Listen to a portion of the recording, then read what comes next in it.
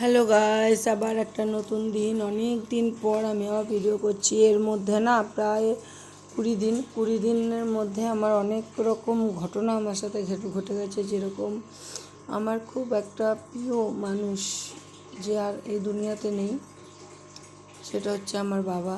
তোমাদেরকে সব বলবো আস্তে আস্তে। আমার শাশুড়িও হাসপাতালে ভর্তি, তো আমি না তার জন্য কোনো রকম ভিডিও করতে পারিনি। আজকে প্রায় 20 দিন পর আমি আবার ভিডিও করছি। তো আমার শাশুড়ি এখনও হাসপাতালে ভর্তি, এখনও থাকবে প্রায় 10 দিন। আমি মানে কি বলবো, এখনও কিছু বলার নেই। আর আমার বাবার সাথে এমন বড় বড় ঘটনা ঘটে গেছে, সব তোমাদের সাথে শেয়ার করব। যেটা নিজের মানুষ নিজের হয় না। সবাই হয়তো আমার সাথে সাথ দেবে এই কথাটাতে। হ্যাঁ, নিজের মানুষ সত্যি নিজের হয় না। কেন বলছি? তার কারণ এই যে দেখো, আমি সকাল থেকে না কাজ করছি, কাজ করতে করতেই তোমাদের সাথে শেয়ার করছি সব কথা। তো আমার বাবা মারা গেছেন স্ট্রোকে গত 9 তারিখ, মানে হ্যাঁ, মানে আমার মনে নেই তারিখটা, প্রায় 20 দিন হয়ে গেল। মানে আমার বাবা স্ট্রোকে মারা গেছেন। হঠাৎ করে একদিন, মানে রোববার রাত্রে আমার কাছে ফোন আসে যে বাবা নেই, রাত 10টায়। তো আমি তো, সবাই জানো আমার দাদার ছেলে আমার কাছেই থাকতো। তো ও ওই দিনই সকালবেলা গিয়ে কলকাতায় নেমেছে, আর আমার বাবা ওই দিনই রাত্রে মারা গেছেন। তো এবারে আমার হাজব্যান্ড, আমি তো শুনে অজ্ঞান হয়ে গেছিলাম। সবাই খেতে বসবো, মানে খেতে ভাত বেড়েছি, খাবো, মুখে দেবো ভাতটা।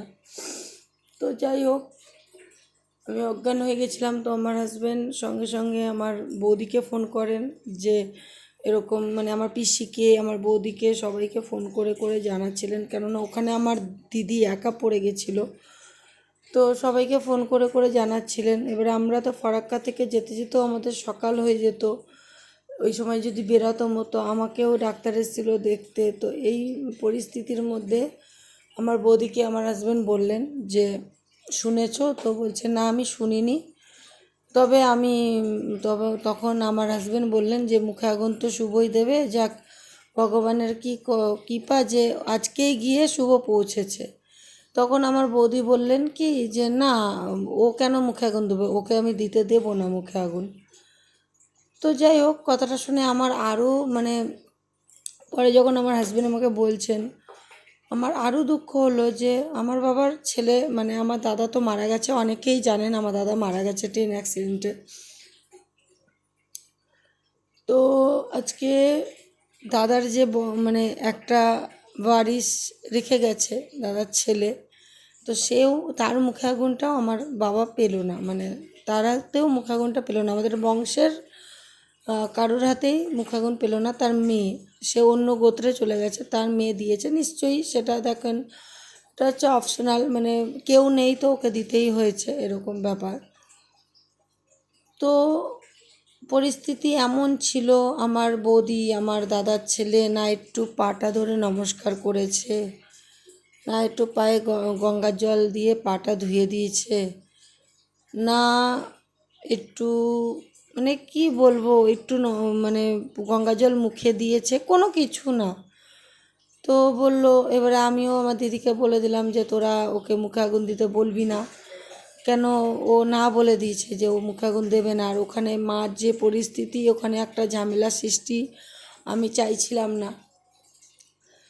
তার জন্য, মানে এরকম পরিস্থিতি দিয়ে, যাই হোক, কোনো রকমভাবে বাবার ঘাট কাজটা হলো।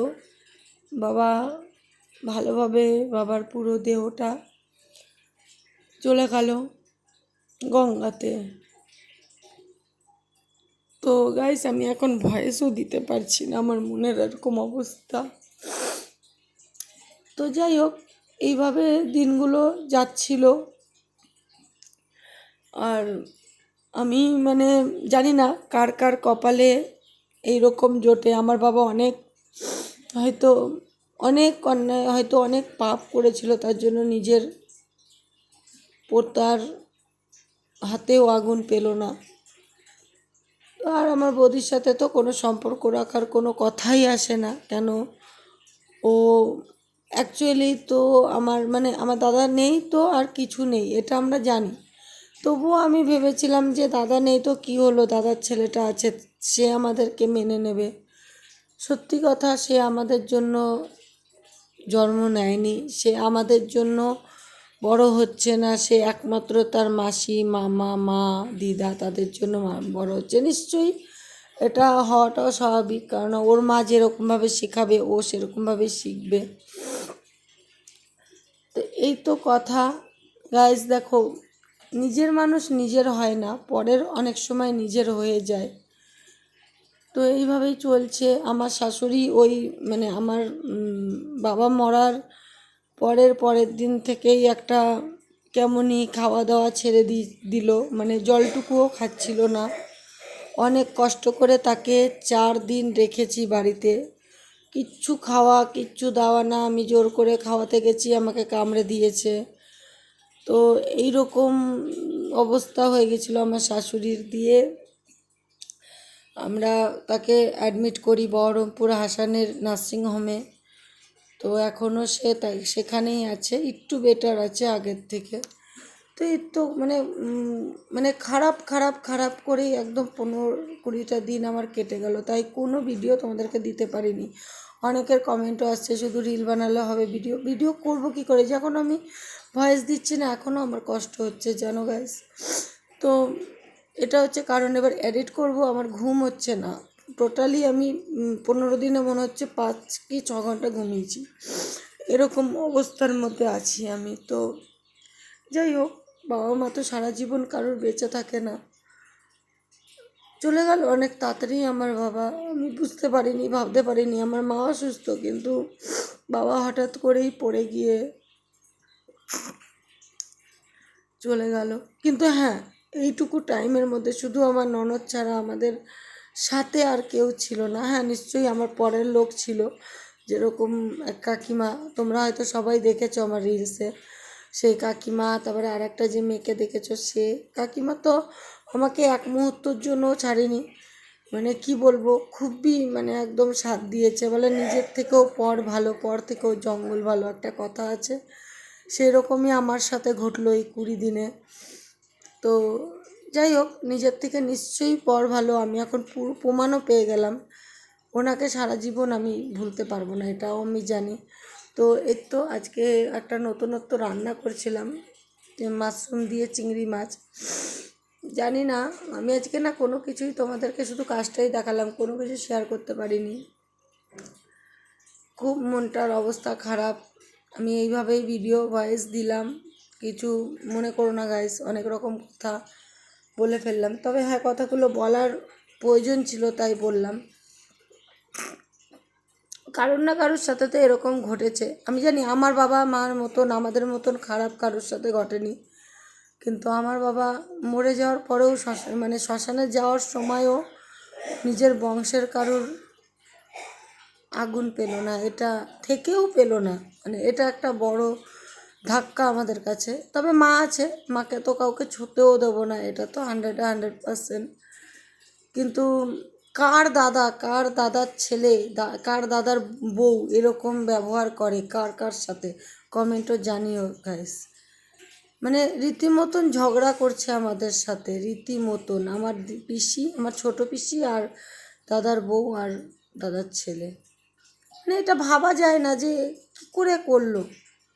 যে শুনছে সেই বলছে, আর আমার কোনো লজ্জা নেই। আমার নিজের তো হয়তো অনেকেই মনে করবে যে নিজের মানুষের কথা এরকমভাবে বলছো। হ্যাঁ, বলছি আমি, তার কারণ মনের মধ্যে না 20টা দিন আমি চেপে চেপে রাখার পরে আমার মনে হলো না, এবারে বলেই ফেলি, আর চেপে রাখা যাবে না। তো তার জন্য বলেই ফেললাম গাইস। হ্যাঁ, তো নিজের মধ্যে অনেকটা জুঝার পরে আজকে আমি বললাম কথাটা, বাধ্য হয়ে বললাম। কালকে রাত্রেও একটা ঘটনা ঘটেছে, তার জন্য বলতে বাধ্য হলাম। তো যাই হোক, এইভাবেই দিন। তো সোদপুরেরও অনেকে হয়তো দেখবে, অনেকে হয়তো মনে করবে যে এরা কেমন ননদ, এরা কেমন পিসি। আমরা খুব খারাপ ননদ, খুব খারাপ পিসি। কিন্তু হ্যাঁ, আমরা খারাপ হয়েই থাকতে চাই। আমি তো অন্তত পক্ষে খারাপ হয়ে থাকতে চাই। আমি কোনো দিনও ওদের সাথে, আমার যতক্ষণ প্রাণ আছে ততক্ষণ ওদের সাথে কোনো সম্পর্ক আমি রাখবো না। জীবনে মরে গেলেও না, ওরা অনেকটা খারাপ, অনেকটা।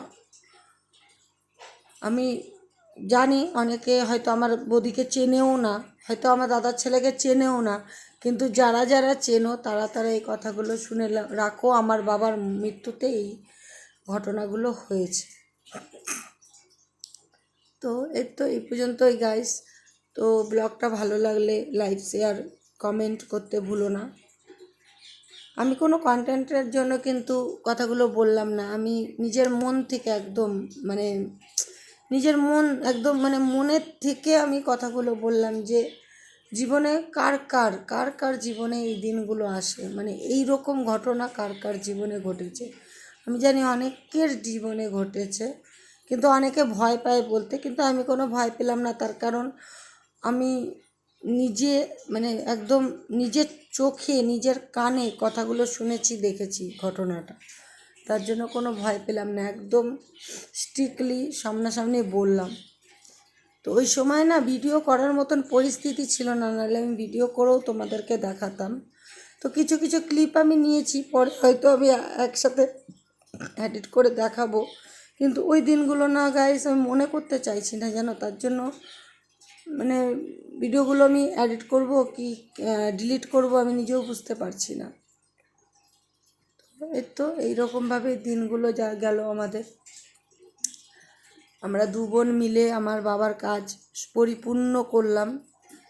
আমি থাকতে পারিনি, আমি দুদিনই থেকেছি, আমি বেশি দিন থাকতে পারিনি। আমার শাশুড়ি যেহেতু হাসপাতালে ভর্তি, আমার শ্বশুর একা, আমার ননদ ছিল আমার শ্বশুরের কাছে, কিন্তু ওইভাবে অবস্থায় আমি রেখে কি করে আমি থাকতে পারিনি। আমি কাজের দিন গেছি, তার পরের দিনই চলে এসেছি। তো এইভাবেই আমার বাবার কাজটা সম্পূর্ণ পরিপূর্ণ করলাম। হ্যাঁ, তবে ইচ্ছা আছে আমার বাবার বছরকিতে যদি আমি পারি তো আমি অনেক কিছু করব। বাবা তো চলে গেল, বাবার আর কি, সবার জানি সবার জীবনে বাবা মা সারা জীবন থাকে না, কিন্তু আমার বাবা না একটু হঠাৎ করেই চলে গেল। ভাবতে পারিনি সত্যি কথাই যে যাবে মানুষটা, আর এত তাড়াতাড়ি। চলাফেরা মানুষ কি করে গেল। সেম রোগ আমার শ্বশুরেরও, আমার শ্বশুরকে আমরা অনেক বাঁচিয়ে রেখেছি, কিন্তু আমার বাবা একা একা থাকতো, বাবা মা টেক কেয়ার পায়নি, তার জন্য হয়তো চলে গেল, জানি না। তো গাইস আমি আমার ভয়েসটা না আজকের মতন এখানেই শেষ করছি, আর বলার মতন পরিস্থিতি আমার নেই, গলা টলা পুরো ব্যথা করছে। তো তো বাই বাই।